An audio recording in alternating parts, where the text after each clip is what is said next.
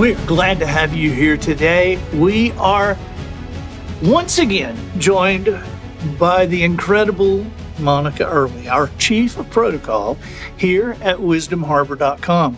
She is formerly the Chief of Protocol for Special Operations, but now she has been promoted, and now she is Chief of Protocol for us, for WisdomHarbor.com. Monica, thank you for being here. It's great to be here again. I so look forward to you being here. You know why? Why? Not because I learned so much about protocol, even though I do. I like you being here because I laugh a lot with you. No, we both laugh. I mean, it for whatever reason, it always seems pretty funny to you and me. It is. It is. So what are we talking about today? So because I thought with the holidays upon us, we would talk about how to be a gracious guest. Not a host? No, not a host. Yeah, because more people are guests than hosts. That's true. In the holidays. Now, which holidays we're talking about? We're talking about Halloween party, Thanksgiving party, Christmas party, New Year's, all of it. All of it. All of it. Because you'll get invited, at some point you'll be invited to something, maybe at someone's home, maybe at a restaurant. So we're going to talk about how to be a really gracious guest. How to be a gracious guest. Yes. You know, I'm thinking that Polly should be here for this, because that way she could sit over here with you and I could be like in front of the Senate hearing committee and you could say something and Polly could say, I have told him that. And I could go, yeah, she has. And then you say something else. She goes, I've told him that too. So, because I'm not sure. I think that maybe some of this might apply to me. It might. We shall see. Well, she didn't even smile when she said that. Yeah, it might. Okay. All right. So get us going. Give us an overview and then get us going. So if you get an invitation, lots of times I would like to say that it was a mailed invitation, but we're kind of getting away from those. They're emailed or text invitations that we're going to have a party. Now, are we getting away from that?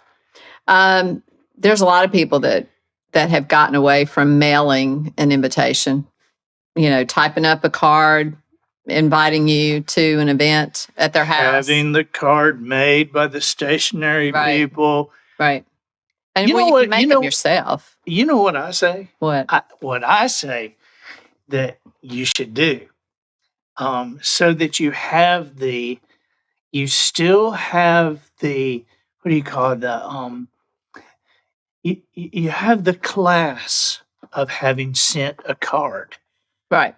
But without the expense and the trouble. And that is to go, hey, are you going to be at the house next Saturday? And you would say, what? I didn't. And I'll say, you didn't get the card? You didn't get the card?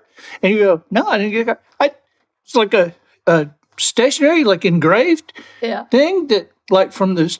I spent $6 a piece on that stationery. You didn't get the card? Oh, let me just email you. I'll email you the details. Oh, so you're just gonna fake it into something? Well, I think, the U.S. mail is so they're so unreliable that I say that I could get the props for class and for spending the money and all like that, and just not do it. And you would just think I did it. You didn't get the card. And how many people are you going to talk to that? Everybody. Okay. Just everybody. You're just going to go talk to everybody. If you got 100 people on your list, just call them. Just call them. Say, hey, I was just touching base. Make sure you got the card. What? What card? You didn't get the invitation? No, I didn't. Well, I can't. That stupid U.S. mail. Stupid mail. You just can't rely on anymore. Listen, I'll email you the details. I'm sorry you didn't get the card, but I'll. Yeah. Now, I will guarantee you that right now, I guarantee you, there are husbands and wives watching this And the wives are going, I can't believe he would even think of that. And the husbands are going, sound like a pretty good idea to me. Okay, keep going. I'm sorry. Okay, so you got an invitation. Doesn't matter how you got it now. Okay. So my first point is you must RSVP. If there is an RSVP with a phone number or an email, you need to do it. And I'll give you lots of reasons why. First of all, what does RSVP stand for? Well, it's French, and I'll mess it up if I say it, but basically it's please yes. Please respond. Okay. Okay. And so if I sent you an invitation, I would probably put my email on there and maybe my phone number. Depends if you want to talk or you want to email. And so when you get that invitation, you should be able to almost say, oh yeah, I can go on that date. So let's go ahead and let Monica know. Okay, now let me ask you this. What if you forget? Why would you forget? I do quite often. Well, but you have it in your hand. You could do it right then. No, I don't have it in my hand because my friend didn't get the stationery. He just sent me the email. Well, that's even easier because you can just click on their email address and it would take you right there to an email and you could say, now, yes, Polly and I would be happy to join you. But I got to check with Polly. How am I supposed to do that? I mean, what you're wanting me to RSVP without asking Polly? Hopefully Polly would get the invitation. Polly is our RSVPer. Okay. If I remember to give her the invitation. Which sometimes I forget. So you really need to do that because I can tell you, I had a client one time that didn't care if you were coming or that you said no, but the ones that hadn't RSVP, we had to call them all. And that's there is my argument for not having the stationery. Hey, I noticed you didn't RSVP, and so I'm just calling just to make sure you're coming. Coming to what? Oh, you didn't get the invitation? See, that just plays right into my evil scheme. Well, that one's a little bit better than your first one. I would be okay with that one. Yeah, hey, we noticed you didn't RSVP, and I know how good you are about that, and so I was just making sure. Yeah, that this is a pet peeve of mine. What, not a RSVP? Mm-hmm. You know, is there a penalty for it? I would like to make one, but what if you had to make a penalty for it? If you had to make a penalty for not RSVPing, hey Ren, hey Sherry, that's the second most famous people that live in Auburn. Cool. Right there. So, if you had to make a penalty for not RSVPing, what would it be? Well, when I was working with the generals and they had a dinner, I actually made the couple firing squad stand off to the side until we made sure that everybody came. Or I'd say, you could go to the bar, please have a drink at the bar until we make sure. Until we decide if you can eat. Please have a drink at the bar. Well, we had to make sure that while I huddle with the general and decide if you can stay. It wasn't that bad.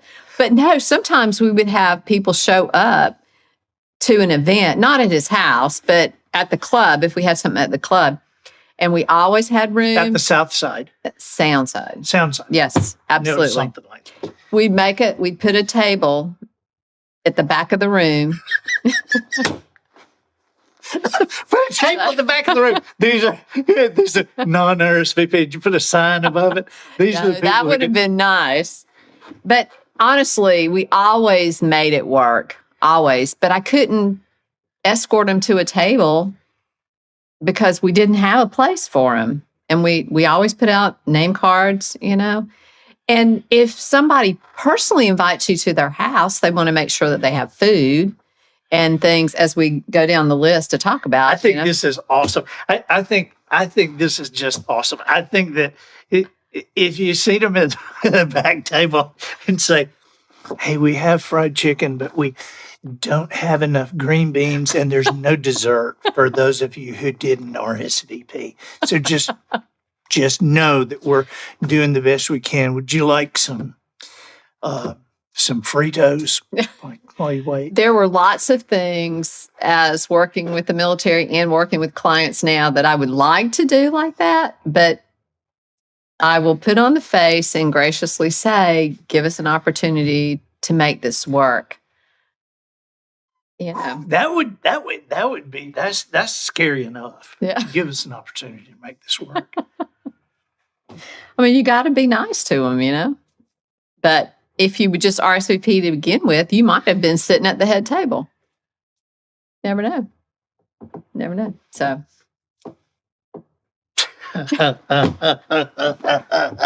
do you know that I had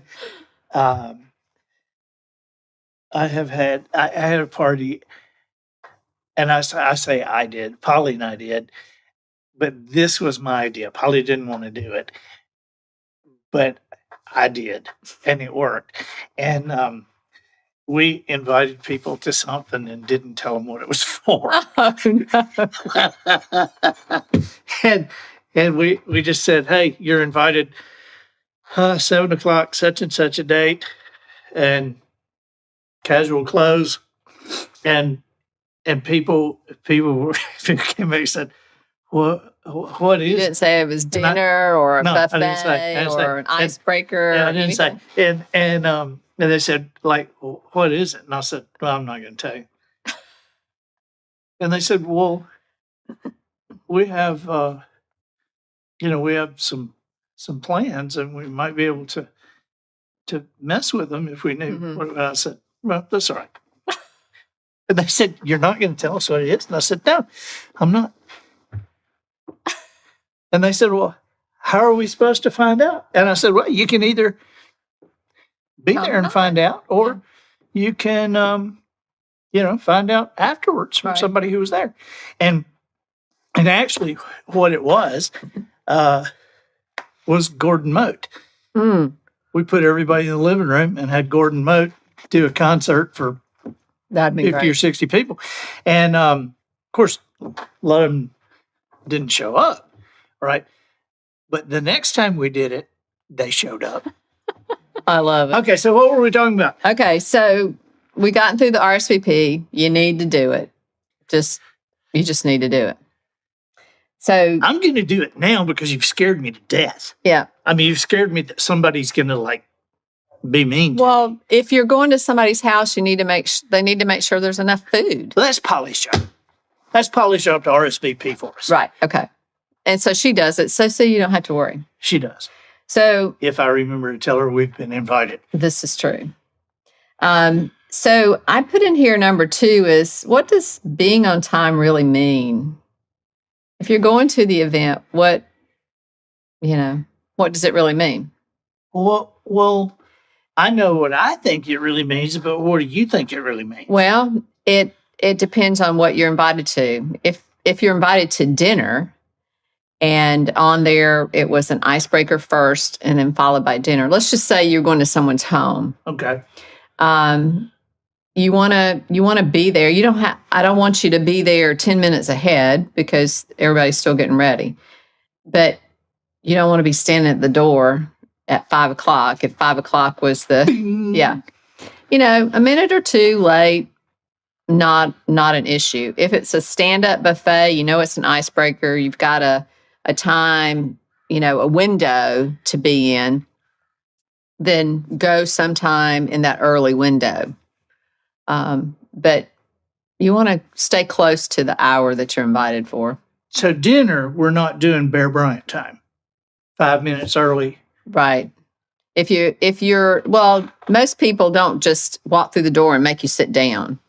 So there's a little social time usually. And if you're there within about a 5 to 10 minute window, then you're okay. Okay. Yeah. Now, what does one spouse do about another spouse that seems to be late a lot? Leave them. Really? No, you really should.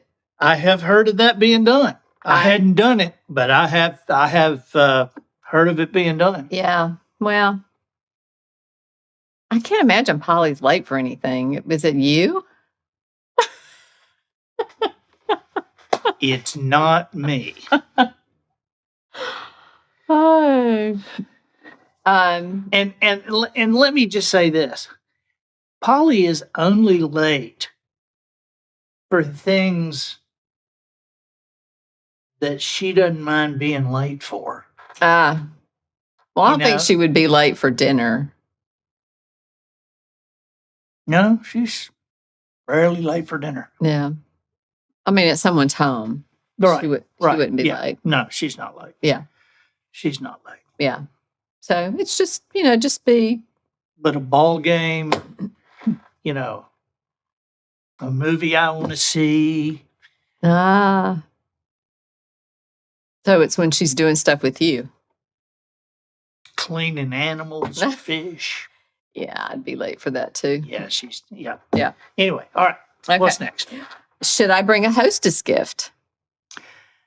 Yeah, okay. All right. Talk to me about this. Well, I always like to recommend. And let me just point out that the way she said that lets me know that the prejudicial behavior that is expected there. She did not say, "Should I bring a host gift?" She said, "Should I bring a hostess gift?" I've always noticed that when somebody gives Polly and me something, it's more it's for her. for Polly. Yeah. Nobody ever gives Polly and me. So, Andy and Polly, you have been so important in our lives. Here's a gun. Andy and Polly, you have meant so much to us. Here's a his and her fishing rod and reel. I mean, nobody ever does that. So it's flowers, a pot, a vase. Okay, so a hostess gift. My rule of thumb is if it's the first time visiting someone's home for an event, then you should bring one. If it's a special holiday party or something, I usually say, yeah, take some little something, because it's a special thing. If you just invited me for dinner and I'd been coming to dinner 2 or 3 times throughout the year, I might not necessarily bring something. Okay. But for holiday gatherings, I like What is appropriate? well, anything from, if they drink wine, a bottle of wine. If that that the hostess likes to use cocktail napkins, those are really nice, just to tie a ribbon around and put thank you across it. I've done like when I go to Georgia, there's a place that has these tea towels that are really absorbent, but they have cotton, just little cotton balls on them, because Georgia grows a lot of cotton. I think you and Polly channel each other, Oh, really? because those are 3 things that I've seen her give: wine, dish towels, and napkins. Right. Now, what I do like to say, some people like to give flowers. But over the years of teaching and training and being a part of event planning and all that, I have found that it's better, if you're going to give flowers, have it already in a vase, because the hostess usually has to run around to find something to put them in. Right. It's not usually readily accessible. Flowers are great if people like the flowers, but always have it in a But you got to container. know what kind they like, I guess. Well, you just have to be careful if you know them well enough and ask, because some people can't be around certain flowers, the smells of them, or And there's certain something. flowers that remind you of certain things. Right. Like I would not, if I'm by myself, I would not bring roses. Right. And I would not bring, what are those big old puffy things? The big old puffy ones? Because that would be like, I think you are a grandmother. Those big grandmother yeah. flowers. And then Geraniums. And then what are those kind of flowers that are like, It's like, I wish you were dead, because they're all like funeral flowers. Right. You know? Right. So, okay. Usually a grocery store has a nice bouquet of something, and then you can find nice little vases that are inexpensive to put them in. But I just like to A say, hostess gift. I guess a canned ham would be out of the question. well, I don't know if you come from an area that's a big deal. I've known some people that have brought peanuts because They're from Dothan, Alabama, exactly. peanut capital of the world. So, you know, you could do that. So I bringing wine, that's a Polly thing. 'Cause right. I don't know anything about wine. Yeah. And I know, I would say, here's a bottle of wine I got for you. I've been drinking this since college. It's nice. It's from the Boone's Farm. Boone Vineyards. Yeah. Yeah, I don't know anything. Okay, so But I like to say it's also not necessary to have it. Some people think, oh, they fret over a gift, but it's not necessary. and what do you say when somebody says, what do I bring? Nothing. You can say nothing, absolutely, especially for a holiday gathering. Sometimes we'll have something and somebody will say, well, can I cook something? Sure. Sure. If you could. Because we're just having a Beef gathering. Wellington, that would be great. Just bring a little beef Wellington with you. That would be good. Some oysters Rockefeller. Yeah. Just, Why just not? whip up some. Exactly. Okay, so dress appropriately. So there's lots of times when living in Florida, casual dress to people in Florida is a lot different than casual dress to the people I work with in Washington, D.C. It's vastly different. Vastly. Yes. So as an instance, we had a party on the water at the general's house, and we just said casual. And so I had somebody show up in a t-shirt and shorts to a function at the general's house. So that's when I started being very specific on invitations. That was some bozo like me that went, I'm casual. But the DC crowd came in, slacks and had a sport coat. So you know what we call that here? What? We are 45 minutes, 30 minutes apart. But I've heard my wife and Melanie Martin and Edie Jacobs and, all their buddies, I've heard them say, is this going to be Orange Beach casual or Fairhope casual? Ah, Because Orange Beach casual and Fairhope casual are two different things. Orange Beach casual is that lower end. Fairhope casual is that Washington, D.C. crowd. right.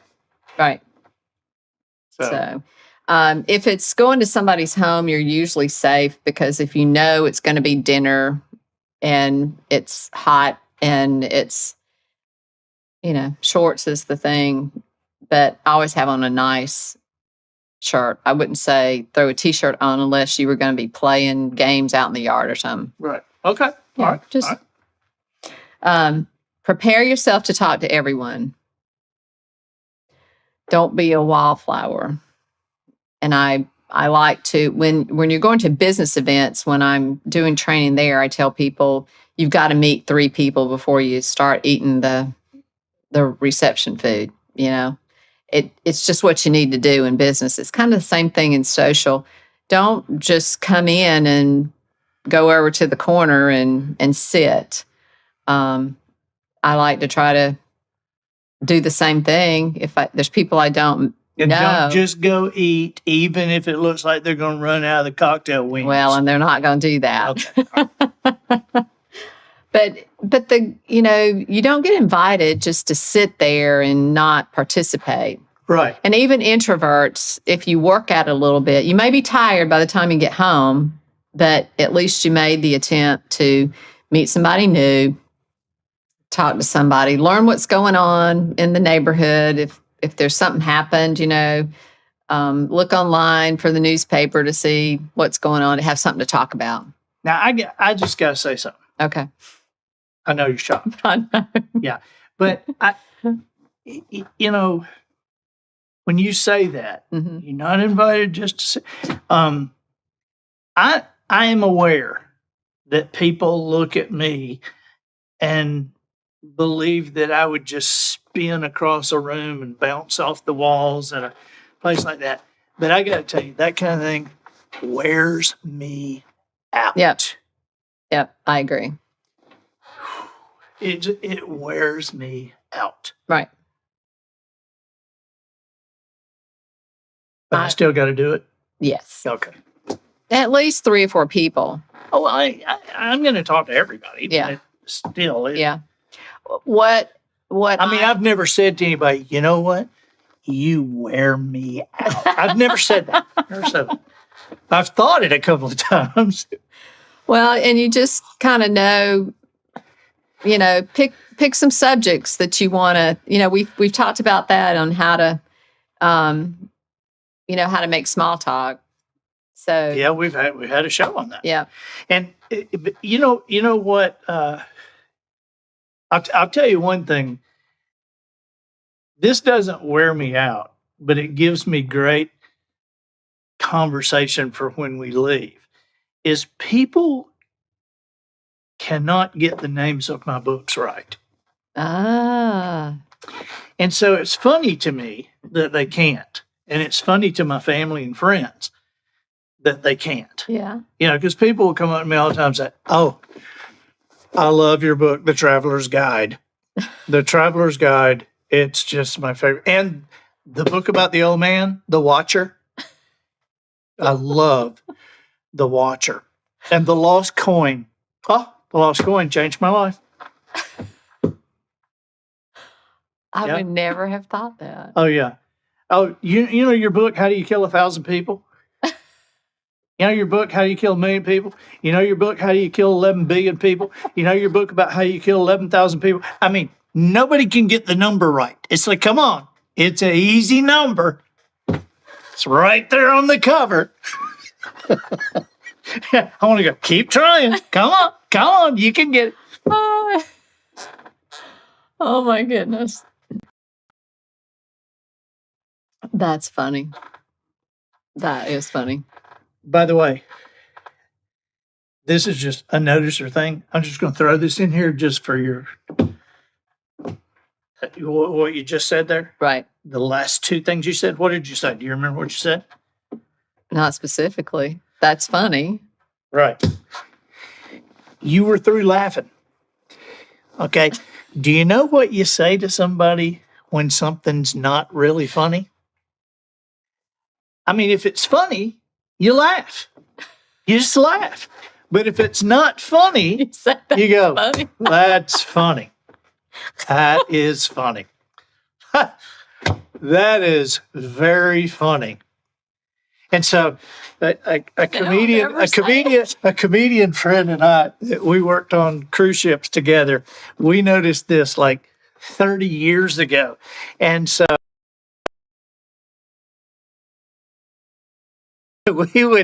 we would say to people in front of each other, they'd tell us something, we go, that's Peter, is that funny? That's funny. I mean, we were just doing it for ourselves. But that's what people say when it's not funny. Or when they can't laugh anymore. They know they should keep laughing, but they can't laugh. They go, that's funny. That's very funny. I don't know if I'll ever be able to say it. Well, what's going to happen is you're going to notice it. People are going to go, Monica, that's funny. And you realize it wasn't that funny. Okay. What else so we you got? want to talk? If alcohol is served,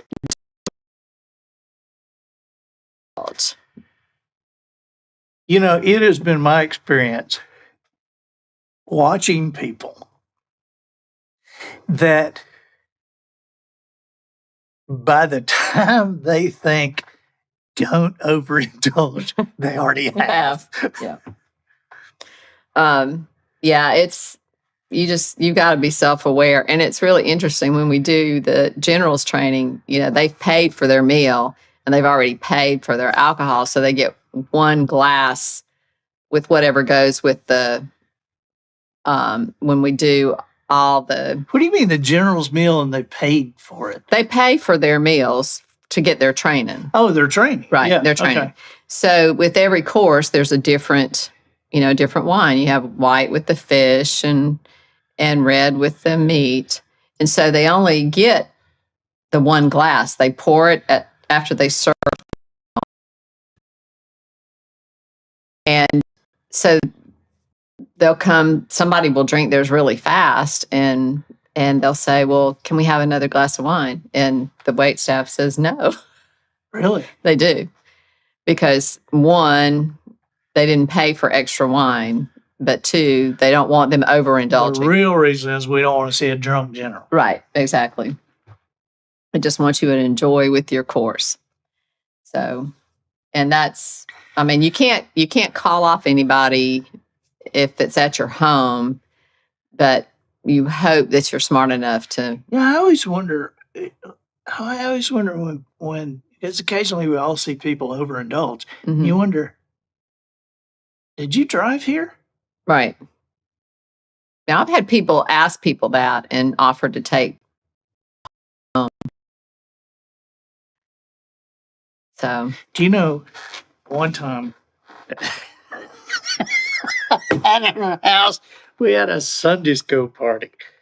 And, we have citrus trees in our yard. right. And so Polly had taken some Meyer lemons and made yeah. limoncello, Oh, which is kind of like a dessert, but it's, and so the head of the Sunday school class was sitting at the head of the table. Mhm. All right. He said, no, you sit there. And so after dinner, Polly said, would anybody like some limoncello? And yeah, I would. And so several people did. And a little bitty glass. Louis glass. And so after he got that, he said, that is so good. What, can I have another? And Polly said, sure. And so then we're talking a little bit, and then we see him take the bottle and pour himself a little more. And then he poured himself a little more. And then at some point he said, could I have another? And I said, sure. Poured in a little more. About 5 minutes after that, everybody's saying goodnight. He got out of his chair and walked into the wall. Oh, no. It's like, yeah, well, praise the Lord. Yeah, Sunday school class. Boom. Right into the wall, man. Oh, no. Oh, wow. He did not know what he was drinking. No. It was just good with lemon. Yeah, it's just like, green Kool-Aid. Yeah.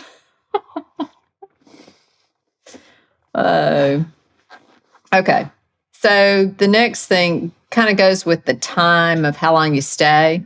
So if you're invited to a buffet where, the food's just standing everywhere, you can mingle versus a dinner.